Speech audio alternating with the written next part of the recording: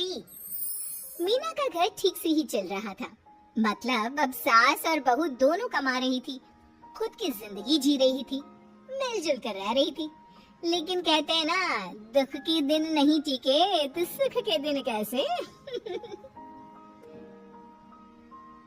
अरे मंगलू, कहाँ है? कितने दिनों से गांव नहीं आया माँ की खोज खबर लेने। तभी मीना आ जाती है। अरे दादी साहब, कैसे आना हुआ? बताया नहीं, हम स्टेशन आ जाते। ये बोलते हुए मीना अपनी दादी सास के पैर छूने के लिए झुकती है कि दादी सास जोर की लात मारती है। नहीं आई, कैसे आना हुआ? मेरे पति का मकान है ये, और तेरे बाप ने क्या दिया जो तू पूछ रही है, हैं? और ये क्या पहना है? न साड़ी न सर पर पल्लू, बात बात पर जबान खोलती है। दादी सास बोलना रोक ही नहीं रही थी। मीना को गुस्सा आने ही वाला होता है कि उसकी सास आ जाती है। क्या बात है मीना, कौन चिल्ला रहा है? मंगलू की दुल्हन बहुत चपर चपर कर रही है ये मीना बहू, इसकी जुबान पर लगाम लगवा ले। मम्मी जी, मेरी बहू है, घोड़ा थोड़ी ना है जो लगाम लगवा दूं। तभी वहाँ मंगलू यानी कि मीना का ससुर आ जाता है और मीना की सास को एक जोर का तमाचा लगा देता है। वाह, जुम्मा 2 दिन हुआ नहीं कमाना शुरू किया, मेरी माँ के सामने होशियार बन रही है। मैंने बुलाया है माँ को, ये रहेंगी तो कम से कम इस घर की औरतें औकात में रहेगी। अरे जब से कमा रही है सर पर चढ़कर नाच रही है।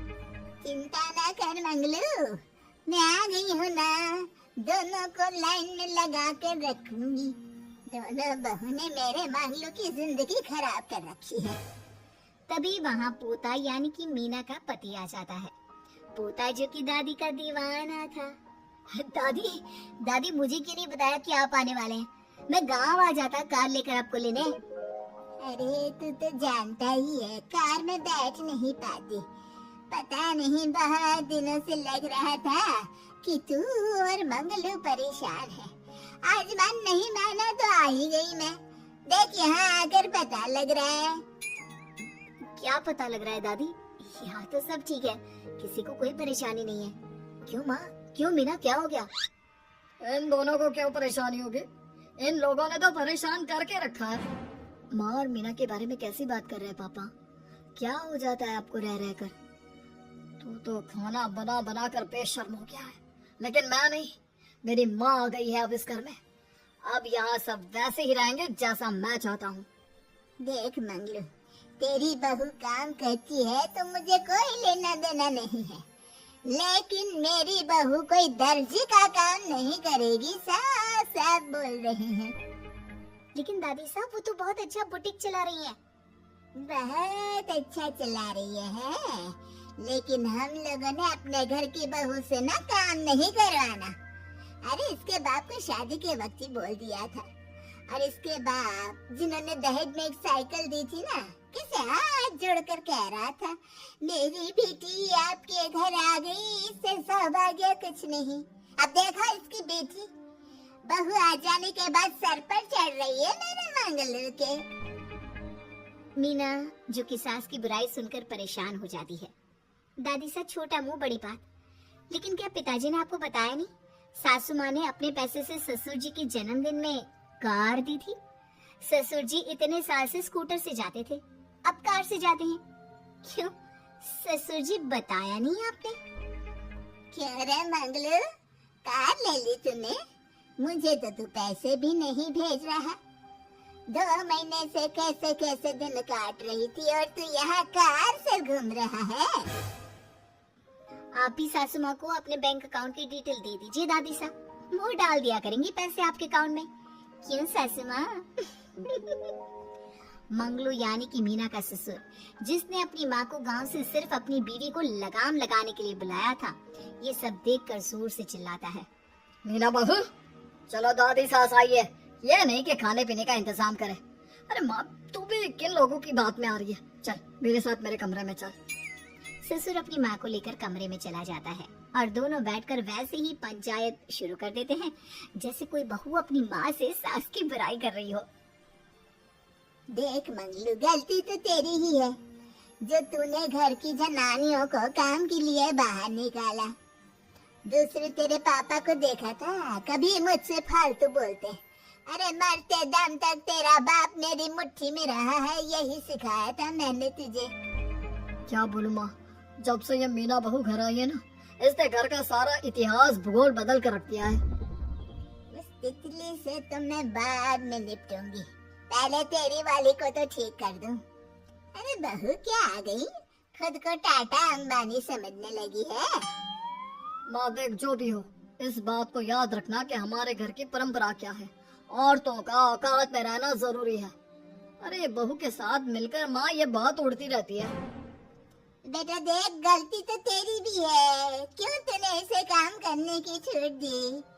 मारना भी कम कर दिया है तूने इसे, वरना पहले आती थी तो बहू का कोई ना कोई हिस्सा सूजा हुआ या काला ही दिखता था। देखकर तसल्ली मिलती थी कि तूने कंट्रोल कर रखा है। इस बार तो काला और सूजा छोड़, अच्छी खासी चमकती दिख रही है ये। अब क्या बताऊँ माँ, गलती तो हो गई है। हाँ, वकार देखकर पिघल गया होगा ना तू। अरे बेटा, औरतों को मुट्ठी में रखा कर, शान की साइकिल ज्यादा अच्छी कुत्ता बनकर कार चलाने से, समझा। मीना का ससुर अपनी माँ की बात को सुन रहा था। बस माँ, जो गलती हो गई मिट्टी डाल उस पर। अब बस तू ना घर पहले जैसा करके जाना। ये सब ना बहू का किया धरा है, समझी। मतलब बहू को ठीक करना है तो बहू को लगाम लगाना होगा, ठीक है। दोनों माँ बेटा बातें करके सो जाते हैं। सोने के बाद अगली सुबह मंगलू की बीवी यानी कि मीना की सास, माँ जी उठिए, ये लीजिए गर्म पानी और ये दादुअन। चलिए, तो याद रहा तुझे, वरना मैंने तो सोचा था कि बहू के चक्कर में पागल ही हो गई होगी बिल्कुल। अरे बहू के चक्कर में पागल होने का क्या मतलब होता है माँ जी? उसने मुझे मेरे पैरों पर खड़ा होना सिखाया है। मैं तो कहती हूँ उसके जैसी मेरी बेटी होती ना, तो शायद मैं बहुत पहले जीवन का मतलब समझ चुकी होती। तो दादी सास को समझ में आ जाता है कि सारा मामला मीना पर जाकर ही ठीक होगा।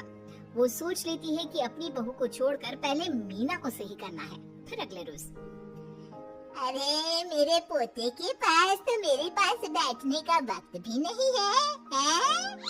अरे कैसी बात करती है दादी, तेरे लिए तो मैं नौकरी भी छोड़ दूं। नौकरी नहीं, तू ना बीवी छोड़ दे, खुश हो जाऊंगी मैं। नीरज हैरान हो जाता है कि उसने तो मजाक किया था। दादी ये क्या बोल रही है? कैसी बात कर रही हो दादी, मीना ने तो सारा घर संभाला हुआ है।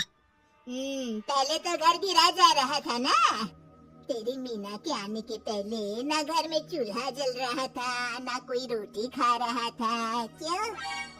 नीरज को दादी बीवी के खिलाफ खूब कान भरती है। तू सही कह रही है दादी, औरत पैर की जूती और हाथ की मुट्ठी में ही ठीक लगती है। मीना ने ना सिर्फ घर का माहौल बिगाड़ा, माँ को भी पिताजी की इज्जत करनी छुड़वा दी।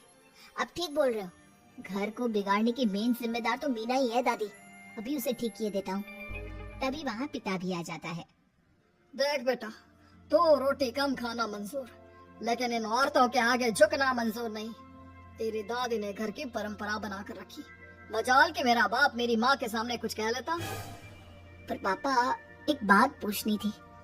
रहने बेटा, तू ना कंफ्यूज है जीवन में, तू ना कंट्रोल कर पाएगा अपनी जनाने को।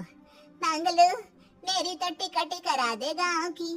तुम लोगों के घर तो मर्दों की कोई इज्जत ही ना है, और ये मेरे घर की परंपरा ना है, मैं चली। अरे ना ना दादी, मैं तो बस देख अब मैं कैसे कंट्रोल करता हूँ इसे कल। फिर अगले रोज मीना ऑफिस के लिए तैयार हो रही थी कि देख मीना, आज मेरे दफ्तर से कुछ लोग खाने के लिए आ रहे हैं, तो शाम के खाने में।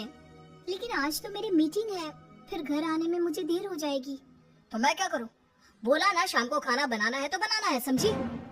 मीना को पति की बात अजीब लगती है, पर वो दादी सास के सामने कोई भी ड्रामा क्रिएट करना नहीं चाहती थी। ठीक है, मैं शाम को जल्दी आ जाऊंगी। अच्छा क्या खाना है प्लीज जल्दी से बता दीजिए। पर बेटा तू तो, बहू सास को चुप रहने का इशारा करती है, लेकिन पोती को तो लड़ना था। वो मीना पर जोर से चिल्लाता है। मीना देख, ज्यादा हीरोइन मत बन। आज ऑफिस जा रही है तो जा, लेकिन सुन, तुरंत रिजाइन देकर घर आ जाना। ना मुझे तेरी कमाई चाहिए, ना ही तेरी नसीहत। आज से घर में वही होगा जो मैं चाहूंगा, समझी? अरे कैसे लैंग्वेज बोल रहे हो? ये तुम्हारी बोली नहीं है। कौन सिखा रहा है तुम्हें? तभी दादी सास आ जाती है। क्या बोलना चाह रही है बहू? मैं मुन्ने के कान भर रही हूँ, हैं? हाँ, मुझे तो यही लग रहा है, वरना हम लोगों का घर अच्छे से चल रहा था। सभी मिलजुल कर एक दूसरे को इज्जत देकर रह रहे थे। लेकिन अब तभी मीना को उसका पति जोर से डांटता है। सास बेटे बहू की लड़ाई को बर्दाश्त नहीं कर पाती। देख नीरज, बहू को डांटना या फिर बहू के साथ गलत व्यवहार, ये सब मुझसे बर्दाश्त नहीं होगा।